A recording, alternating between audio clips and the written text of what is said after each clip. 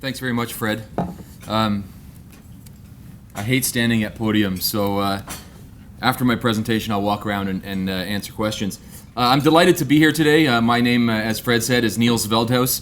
I'm originally, I'm from Vancouver. Delighted to be here to talk about Ontario's fiscal situation. We can certainly get into all sorts of stuff during the questions and answer period. Anything to do with Canada in general, Ontario. The chances that Luongo might end up as a Maple Leaf. I happen to think this is the perfect place for him because he won't feel any pressure, playoff pressure that is. So, of course, I'm only kidding. He'll feel lots of pressure.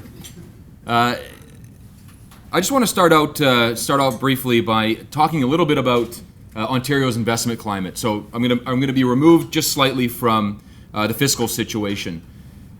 If you we do a study every year called the Provincial Investment Climate Index, which is really a comprehensive assessment of the investment climate, the attractiveness of the political and the policy environment in each province.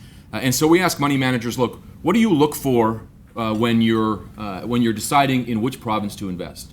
What sort of policies worry you when you're looking at a jurisdiction in which to invest? And they come back and they've said, look, obviously are we worried about tax rates both on the corporate and personal side? We're worried about fiscal prudence. So is a government being fiscally prudent in managing its budget? The level and quality of infrastructure is critically important. Labor regulation is critically important, and then the overall regulatory burden is critically important. And so what we do at the Institute is we take these things that money managers tell us are important, and we empirically measure them to see how each of the provinces are doing. And I think this really does tell Ontario's story. In 2000, Ontario was the best place in the country in which to invest. So we asked the money managers, they came up with the list, we did the empirical assessment, and Ontario came out first. Now, by 2006, Ontario had slipped to third, and by 2010, Ontario had slipped to fifth. So in terms of fostering the right investment climate, by having the right policies, Ontario has gone from first to fifth and continues to slide. Now, this obviously doesn't include everything, and I'll talk about electricity issues, energy issues, but this is about as comprehensive an assessment on the investment climate that is out there. Well, let me go back for one sec. As I indicated on the last slide, one of the main components of this investment climate is the fiscal situation in the province. And that really, I believe, is one of the core problems Ontario has. If you look at the fiscal situation, if you look at the tax situation, if you look at the uncertainty that emanates from that, that is one of the critical reasons why Ontario continues to underperform. It's one of the critical reasons why the investment climate has deteriorated, and it's one of the critical reasons why investors are looking for other jurisdictions to invest. Of course, the government doesn't think so. Here's a quote from Dwight Duncan. Our government has a strong track record of fiscal prudence and discipline, which there seems to be a little bit of discrepancy between the government's take on their fiscal prudence and what's actually happening on the ground. So let me just show you a couple of slides of what I believe is the core of the fiscal problem in Ontario. Here's government spending from basically from 2003-04, when the McGuinty Liberals get into office, to 2011-2012. Now, you can see the dramatic ramp up. This is about a 64% increase over 8 years, or in other words, an average increase of about 8%. Now, is that responsible? Is it not responsible? You may say, so what? Here's a slide that only economists can love. The red bars are spending growth. The blue bar is GDP growth. So let's just concentrate on those two for the time being, and look at the left-hand side of the graph. From 2003 to 2007, the Liberals increased government spending on average by 8 percentage points a year. GDP grew at 4%. So in other words, the government was increasing spending at double the rate of GDP growth. I don't think you have to explain to families what happens if you increase your spending at double the rate your income increases. Eventually, you end up going broke. And so this government has a long track record of unsustainable spending increase, both when you look at GDP and also when you look at inflation plus population growth. In fact, double the rate. You can see in 2010 and 2011, it starts getting a little bit better where spending growth is actually lower than GDP growth. Well, if they were actually prudent and had increased spending at the rate of GDP growth, here's what the difference in spending would look like. So the red line is actual spending, the blue line is what constrained spending would have looked like. Now, this is not constrained in the sense that you're really limiting the growth rate. This is just sensible spending that you're limiting the growth rate to GDP growth or income growth. And you can see there that had they done that, the difference would be about $23 billion this year. In other words, there would be no deficit had the government constrained spending to GDP growth. And over the course of the entire period, you're looking at about $120 billion in overspending relative to economic growth. Of course, one of the major problems with increasing spending at double the rate of economic growth is you've got to find money from somewhere, and that really is spending drives taxation. And we all know the 2004 budget, when the Liberals came in, had major tax increases. They delayed the elimination of perhaps the most damaging tax, the corporate capital tax. They increased the corporate income tax from 12.5% to 14%. And by the way, the corporate income tax was scheduled to go to 8%. They canceled the personal income tax cuts. They canceled the elimination of the surtax. They implemented the major new tax, the health premium. And on average, the average Ontario family experienced a $1,700 increase in their tax bill between 2003 and 2004. So a major tax increase as a result of wanting to spend significantly more money. And again, I want to apologize for this graph, but if you look at the red line, that's revenue, and the dotted line is what revenue would have been had they not implemented that major tax increase. And that's static. There's no behavioral effects. But you can see, and the black line, is spending. If they had not increased taxes, even if they had not increased taxes, if they would have kept spending at a reasonable rate of economic growth, there would have been no deficits after 2005, 2006. So what I think is critical to understand, and this is one of the problems that I see when I go around Ontario, is there's a real disconnect, between what the problem is and how bad the problem actually is. The problem is purely a result of spending, not a result of revenue. Even with the major tax increase, the Ontario government has only been able to run minor surpluses for 3 years. You can see the deficit, very significant deficit for the last 4 years. And as a percentage of GDP, the Ontario government has the largest deficit amongst all the provinces. So 2.5 percentage points of GDP in 2011, 2012, roughly the same next year as well. Obviously, one of the major problems running deficits, and I think this is actually one of the most telling and most worrisome slides, and that is the dramatic run-up in debt in this province. If you go back to 2003, 2004, debt is at about $140 billion.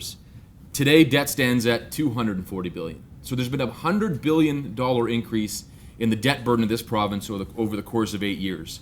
That's about $24,000 per Ontario family. And that's just the increase over the last 8 years. As a result of running deficits, they're forecasting deficits for the next 5 years. The debt's going to go up by another $80 billion. So from 2003 to 2017-18, when the government says it's going to balance the books, now I'm a little skeptical of that, and I'll tell you that later. That's a $180 billion increase in debt, $35,000 for the average family. So you think through the legacy that this government is leaving future Ontarian taxpayers, and it's a very significant burden. Now, of course, if you adjust that by GDP, and Fred's giving me the one eye here because he's obviously skeptical that I'm not adjusting by GDP. So here's by GDP, and you can see the dramatic ramp up in debt, increasing to 2014-15 and decreasing slightly thereafter. That, of course, is if you believe the economic assumptions in the government's budgets, which I'm very skeptical of, and I'll talk a little bit about that in a second. Well, you have a dramatic increase in spending. You have a dramatic increase in taxes. You have deficits over the course of the last 8 years, and that is the reason why Dalton McGuinty has ranked near the bottom on our performance report of Canada's premiers. So every year we measure Canada's premiers in terms of how they're managing their budgets, and last year Dalton McGuinty got 34 out of 100. So we measure performance on taxes, on spending, and on debt and deficits. And on each one of those things, McGuinty ranks near the bottom. Ninth overall, 8th on spending, 6th on taxes, and 8th on debt and deficits. And the only reason that McGuinty ranks 6th on taxes is because of the 2009 budget. And I'm going to talk about taxes in a second, because I really do believe this is a major source of uncertainty in Ontario, and increasingly we're understanding how uncertainty plays into investment. So we had major tax increases in 2004, and then 5 years later, the government starts to understand the error of its ways and has a comprehensive tax reform package in the 2009 budget, which includes the HST, which I'm a fan of, and certainly can talk about that in the question and answer period. But a lower personal income tax, a phased-in reduction of the corporate income tax, which they started raising originally from 14 to 10%, a decrease in the small business tax rate, which I'm not all that in favor of, and elimination of the small business surtax. So tax cuts right across the board, and major tax reform moving from the PST to the HST. And then in 2011, the government suddenly gets a focus on balancing the budget. Now, this of course happens prior to the Ontario election, and they put together a budget that balances the books.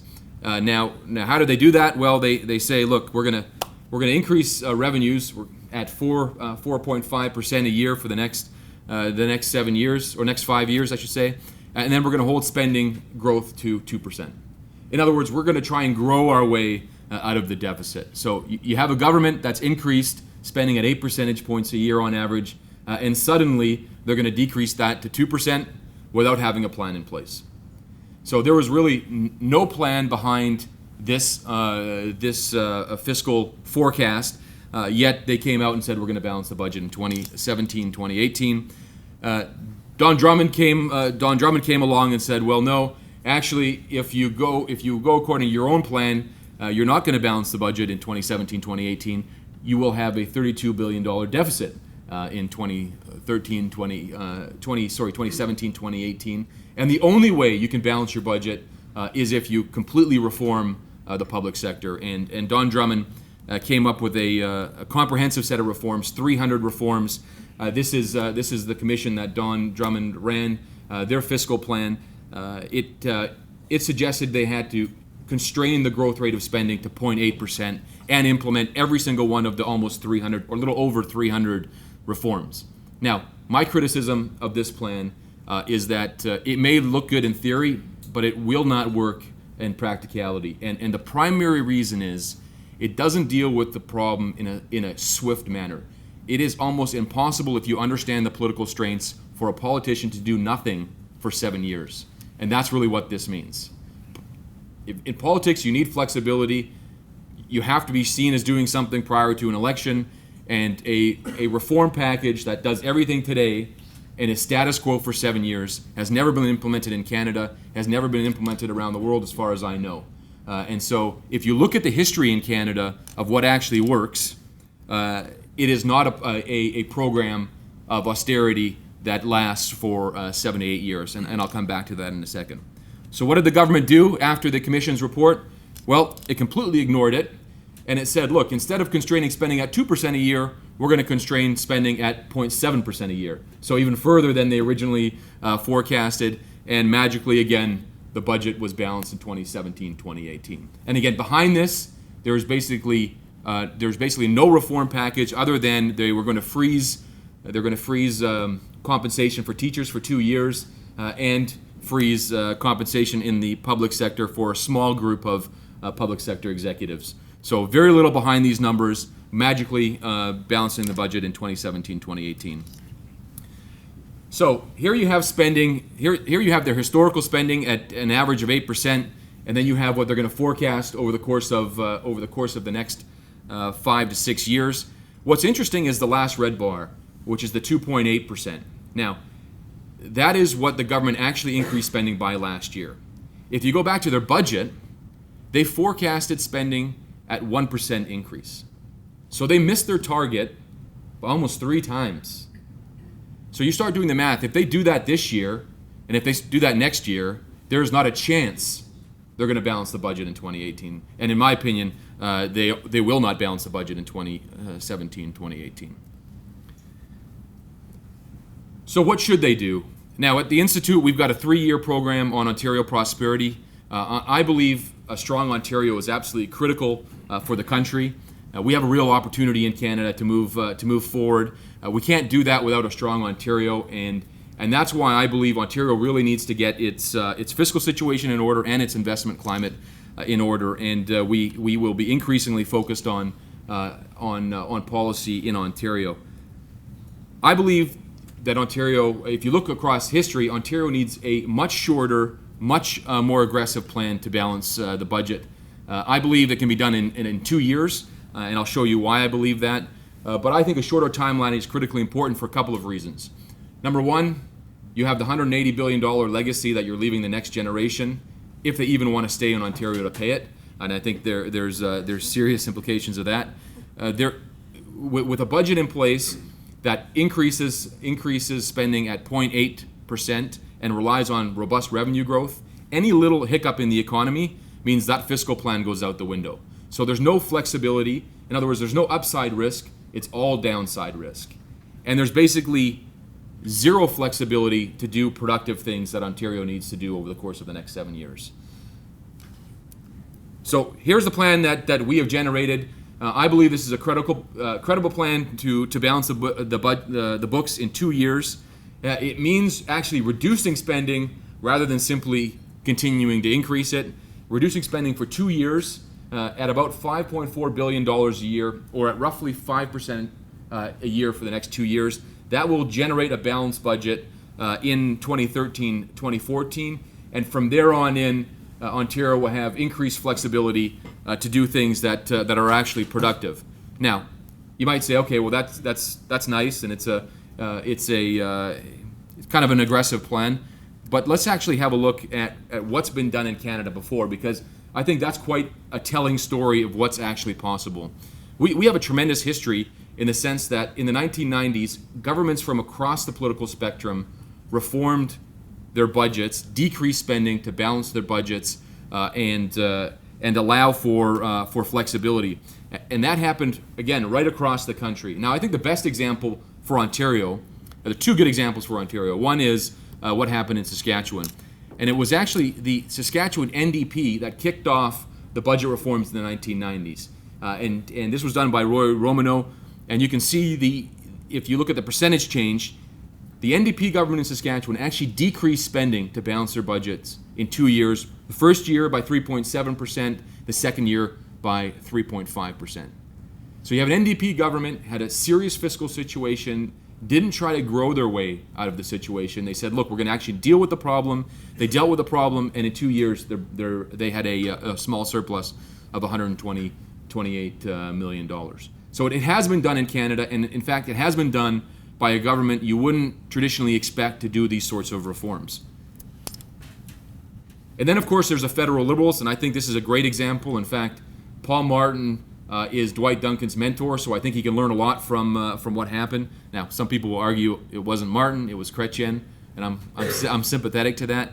But the 95 budget was revolutionary in Canada, and some quotes from Paul Martin that debt and deficit is not an invention of ideology; it's simply arithmetic, and that we're acting on a new vision for the role of government, a smaller government, and a smarter government. Now, we can debate the last point on smarter government, but we'll do that in the question and answer period.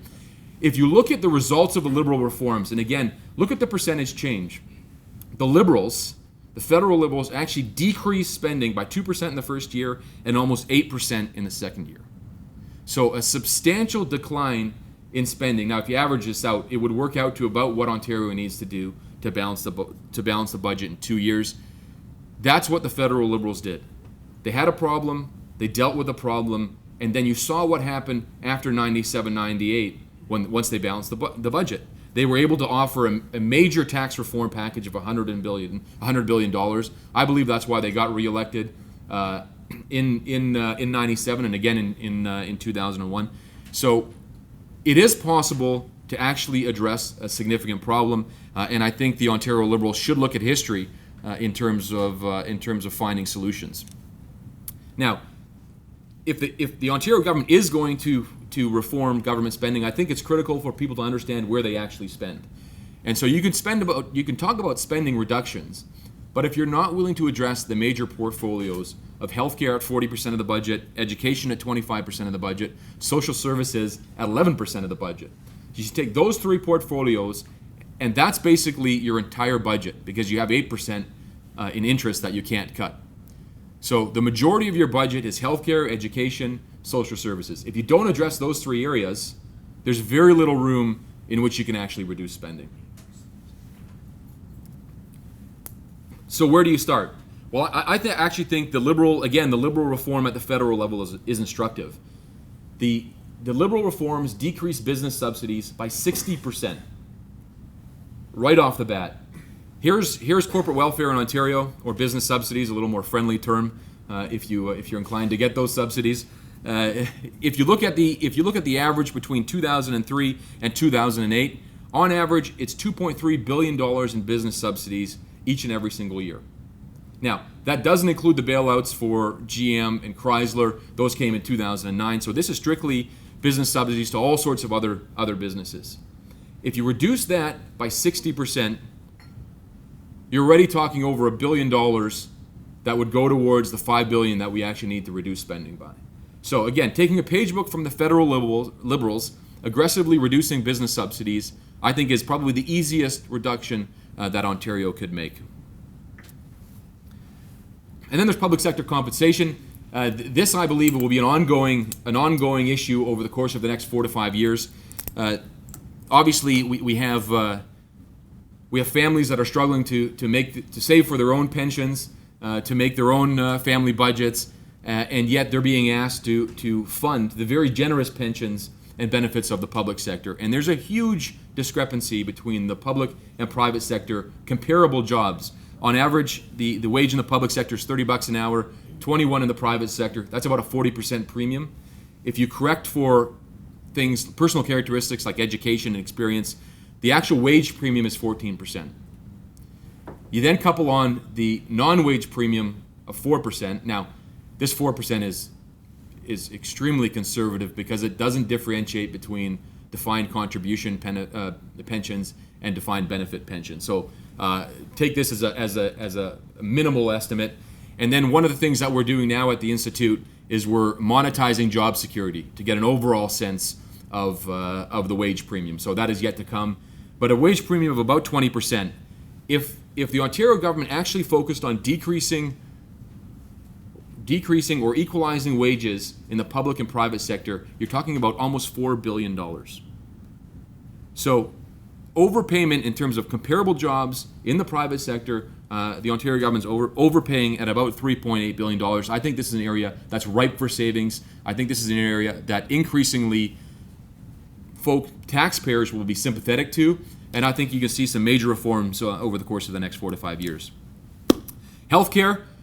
We've got Mark Rovere, our healthcare experts, sitting at the other end of the room. There's two major reforms that can be enacted in healthcare that will save substantial money and actually result in better care. And one is consumer cost sharing. This is used around the world. It's certainly not something new, and it's something Ontario should implement, which would save a substantial amount of money.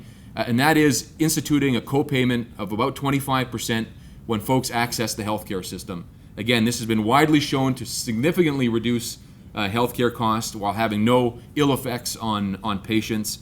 And probably the easier reform, and something we've done in BC, is move to competition in delivery. And one of the ways you do that is instead of having global budgets for hospitals, in essence giving them a bunch of money, and then they look at every patient as a drain on their budget, actually moving towards activity-based care, where the hospitals are funded. The hospitals are funded by according to how many patients they serve. Now, there's been a lot of talk in Ontario about the government's recent changes in that regard. They haven't, if you actually look at the details, they have not implemented anything close to activity-based funding. Both of those things would save Ontario a substantial amount of money. But the simple one, competition in delivery, would save about $3 billion a year. So we can get substantial savings off a relatively simple change. Reforming Ontario's public drug plan, I think this is a critical one, a pretty easy one, and again, this is one that other provinces have implemented. Really, the most important one here is to replace the age-based subsidies. Right now, seniors, and I apologize to the seniors in the room, the seniors get subsidies if they're over 65, and they're age-based, they're not income-based.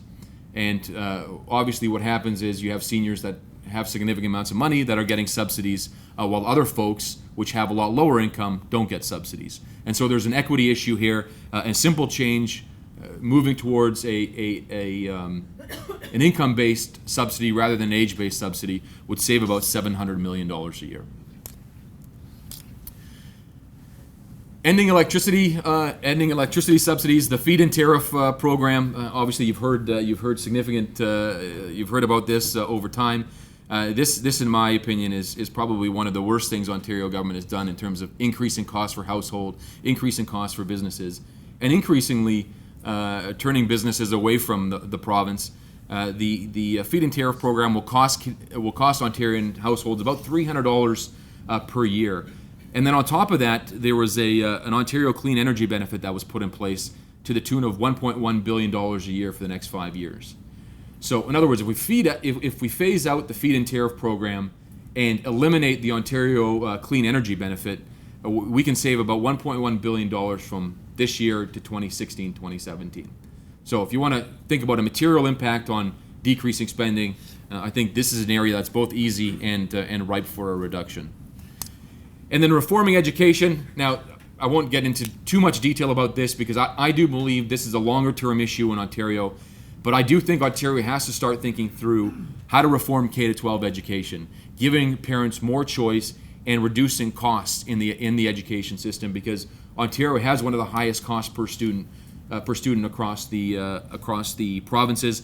And I actually would encourage Ontarians. We're coming out with a detailed study on this, but to look at BC's model. Right now in Ontario, you have 4 separate public school systems and 1 independent system. BC has just 2 systems, a public and an independent. And what it would mean for Ontario is transitioning the Catholic system into the independent system. And certainly, if you look at BC's model, that means less bureaucracy, more choice, and much lower cost per student. And so there's a lot of potential savings there. $1.3 billion is a low estimate of what can be saved in education. But again, admittedly, this is a much longer term reform than we're talking about in the next 3 to 5 years. Now the budget 2012 obviously just got passed. Was it a good deal? Here I think we start understanding the impact of uncertainty on Ontario. We've got a major spending problem. The government has a major spending problem, major deficits, substantial increase in debt, and now substantial uncertainty in taxes. Because we know that increased debt means future taxes. But we've now seen a government over the course of 8 years dramatically increase taxes, dramatically decrease taxes, and now go back to tax increases. So we've got a new tax bracket for those earning over $500,000 a year, which is about 25,000 Ontarian families.